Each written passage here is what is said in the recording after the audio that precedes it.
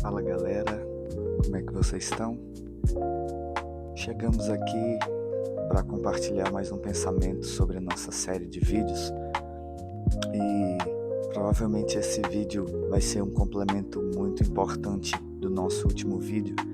Então, se você ainda não viu, volta lá, assiste sobre o encorajamento e qual, na verdade, é o fundamento dessa nossa coragem, né? O cristão ele não é encorajado por coisas aleatórias, mas existe algo muito específico que encoraja o cristão. E falando sobre esse encorajamento, nós não temos só o encorajamento como resultado das promessas de Deus, mas também uma diferença que eu acho muito importante a gente fazer aqui agora. Quando a gente ouve testemunhos, por exemplo, eu já contei alguns testemunhos aqui de coisas que foram ofertadas sobre a minha vida para que eu tivesse aqui agora realizando esse propósito, essa missão que Deus me deu, e talvez isso gere em você uma expectativa de que você comece a fazer algo e as pessoas também comecem a te dar presentes. E se isso não acontece, você se frustra, então você pensa que Deus não te chamou para aquela coisa. Mas na verdade, eu queria pensar exatamente sobre essas duas palavras, a expectativa e a esperança. E veja só, quando a gente fala sobre expectativa, a gente fala sobre analisar um cenário externo e criar dentro de nós um sentimento de que esse cenário pode contribuir para alguma coisa. Por exemplo, eu fiz a minha matrícula numa escola X e eu descobri que na minha sala de aula está o filho do Cristiano Ronaldo. E aí eu me torno amigo desse menino e eu tenho uma expectativa de que no dia do meu aniversário ele vai me dar um presente muito caro. Por quê? Porque sim. Porque ele tem dinheiro, porque o pai dele é rico e agora ele é meu amigo. Então eu crio uma expectativa de que algo vai acontecer. Diferente da esperança. Que a esperança, ela é fundamentada numa promessa que Deus te fez. Quando nós criamos expectativas, nós estamos dizendo que nós estamos analisando um cenário e nós pensamos algo positivo diante desse cenário. Agora, quando nós temos esperança em algo, é porque nós ouvimos algo e esse algo gerou algo, outro algo dentro de nós. Entende? A expectativa é uma coisa que vem de fora para dentro. A esperança é uma coisa que nasce de dentro para fora.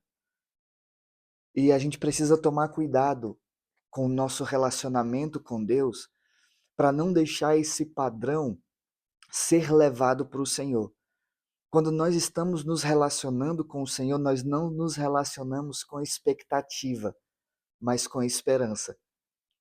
E aqui eu não estou querendo dizer que está errado quando aquele irmão vai dirigir o culto, a conferência, ele vai dizer assim: olha, você que está aqui essa noite, levante suas mãos e coloque as suas expectativas naquilo que Deus vai fazer essa noite. Eu entendo que é uma forma de comunicar que facilita o entendimento de quem está ouvindo. Mas o que eu estou querendo dizer é acerca exatamente do sentimento em si. Sabe, isso é natural da vida. Mas o que nós não podemos deixar acontecer é que isso se torne o padrão do nosso relacionamento com Deus. O nosso Deus não é um Deus que olha para nós e espera que a gente faça uma leitura das coisas que estão ao nosso redor, gera em nós uma expectativa de algo que nunca vai acontecer. Esse não é o nosso Deus. O nosso Deus é aquele que olha o cenário ao nosso redor, vê que tudo que está ao nosso redor é terrivelmente terrível e ainda assim ele nos faz uma promessa. E aí, contra qualquer expectativa, nós podemos ter uma esperança. Faz sentido isso? Quando nós olhamos para as Sagradas Escrituras, nós vemos exatamente esse padrão acontecendo. Homens fazendo coisas extremamente relevantes, mas ao mesmo tempo contra toda a realidade que estava ao seu redor.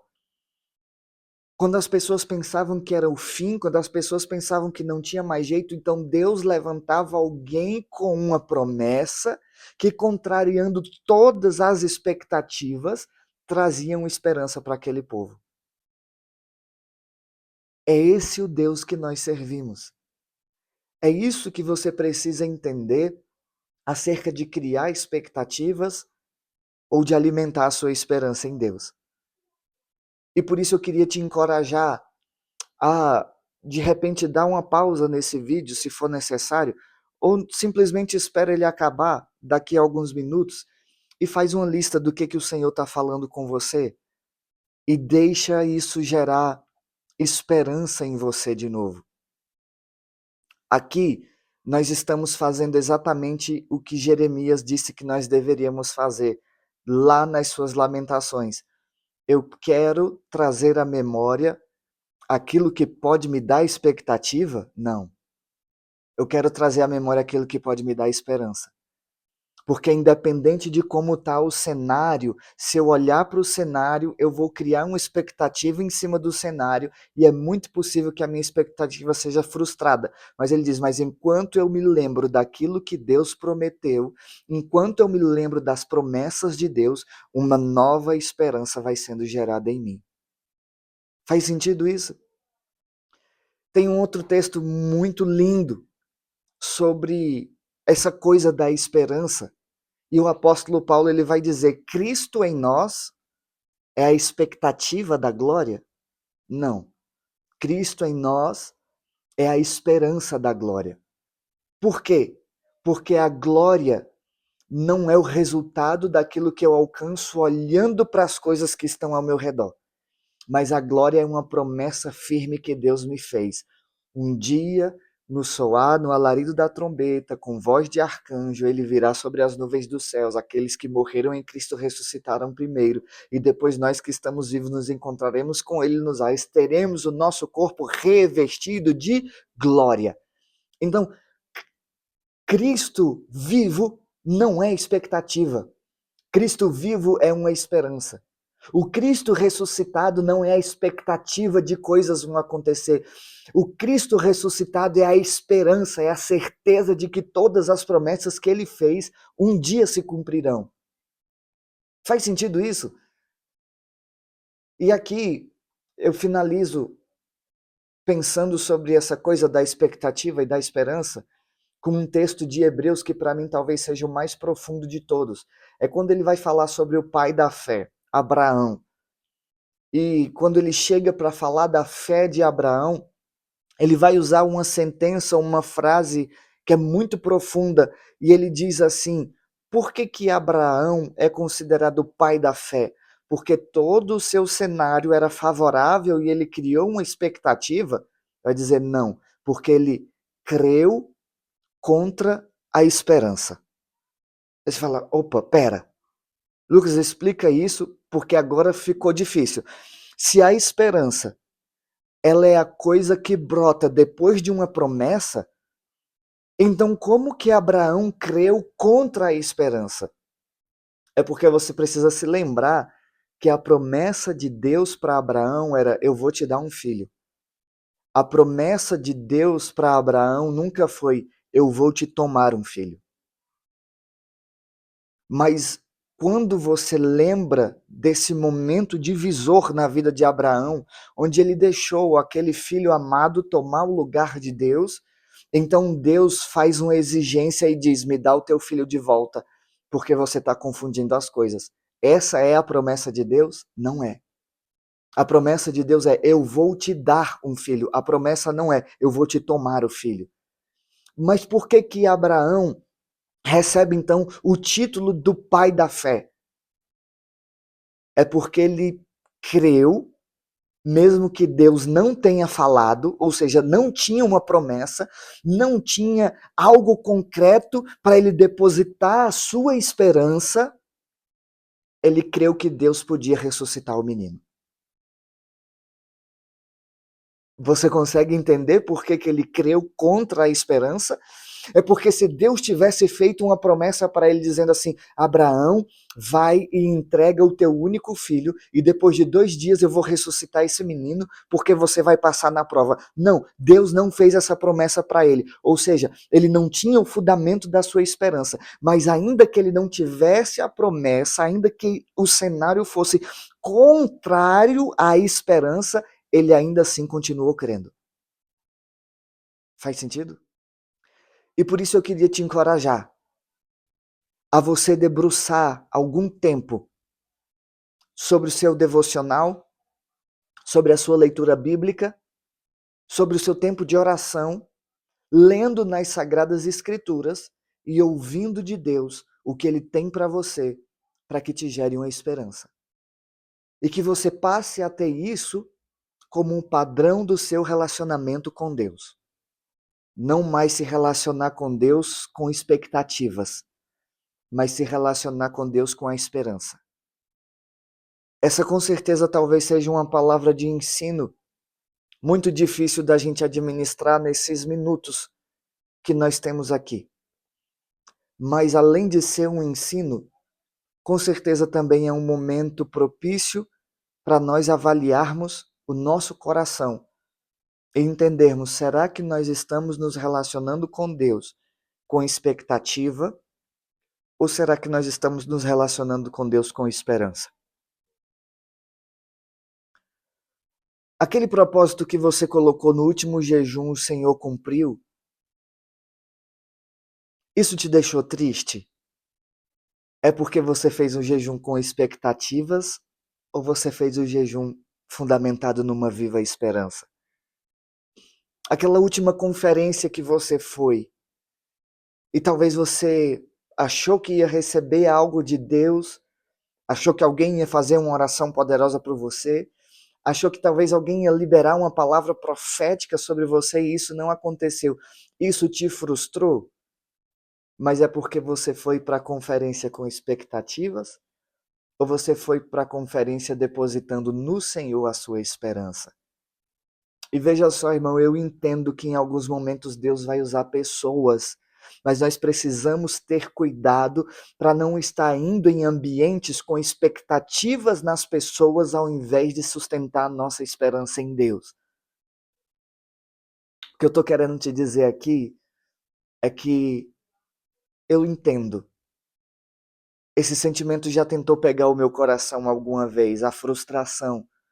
E eu entendo que talvez nesse momento você pode por algum motivo também estar se sentindo frustrado.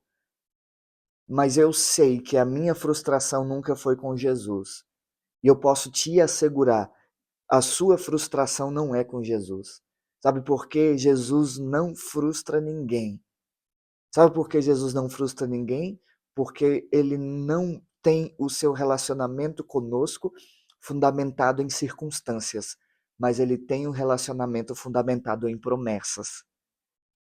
Com certeza, as nossas frustrações foram em expectativas que nós colocamos em Jesus em coisas que ele nunca nos prometeu.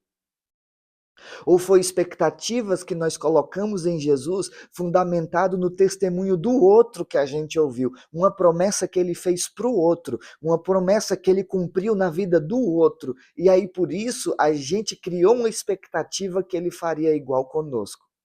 Mas deixa eu te dizer uma verdade muito grande, que talvez cure o teu coração nesse momento, ou se você não precisa de cura, talvez seja uma vacina para o teu coração quando esse dia chegar, porque nós somos humanos e a nossa tendência em alguma hora vai ser criar expectativa, mas você já sabe o que fazer. Ouça do Senhor. Escute o que Ele está te dizendo pessoalmente. Leia na Bíblia as promessas vivas que Ele tem. Não se relacione com o Senhor com expectativas, mas lance no Senhor toda a sua esperança. A minha oração por você é que o Espírito Santo te tome pela mão e te conduza para esse lugar onde estar com o Senhor, estar na presença do Senhor, estar em oração e estar debruçado sobre as páginas das Sagradas Escrituras sejam momentos de receber promessas vivas do Senhor que irão sustentar a tua esperança. A minha oração é que o Espírito Santo te traga um convencimento nesse momento e que você se arrependa, que eu me arrependa de todas as vezes que nós criamos expectativas no Senhor, ao invés de permitir que Ele gerasse em nós uma viva esperança. A minha oração, Espírito Santo de Deus, é para que nessas poucas palavras, inadequadas, insuficientes, desajustadas, mas com certeza, Senhor, muito sinceras, o Senhor esteja gerando em nós uma viva esperança. Espírito Santo de Deus, nos conduz o nosso coração, ajusta o nosso coração, alinha o nosso coração com a Tua palavra, com as promessas que o Senhor tem para nós, e que o Senhor não nos permita, meu Deus, mais nos relacionar contigo criando expectativas, mas que o Senhor nos permita estar num relacionamento que crie e avive em nós uma viva esperança.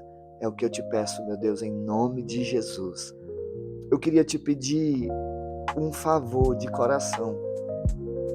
Eu não sei se você tem sido abençoado com isso que você está ouvindo aqui, mas se sim, glória a Deus por isso. Muito obrigado porque você tem me apoiado nesse tempo todo, mas o favor que eu te peço é que você faça uma oração além e você peça ao Senhor para trazer um nome na sua memória de alguém que precisa ouvir isso que você ouviu, e você encaminha esse vídeo para ele. Faz isso, não por causa de mim, mas por causa dessa pessoa que talvez seja abençoada da mesma forma que você foi abençoado aqui. As pessoas, elas precisam ouvir a verdade do Senhor, e a verdade vos libertará. Talvez você vai cooperar com a libertação de um coração, e por isso eu queria te encorajar a fazer isso. Muito obrigado por todo o apoio que vocês têm me dado até aqui, mas deixa o Senhor te usar como um canal também para propagar essa mensagem. Amém? Eu te vejo no próximo vídeo, e no próximo vídeo nós vamos falar sobre fé. Como é que a gente lida com essa coisa da esperança? Será que a esperança é a gente sentar e esperar aquilo que Deus vai fazer? Ou será que quando nós temos esperança, uma fé brota que faz a gente se comportar de maneira diferente? Se você quer ter essa resposta, fica aqui comigo e eu te vejo no próximo vídeo. Que Deus te abençoe em nome de Jesus.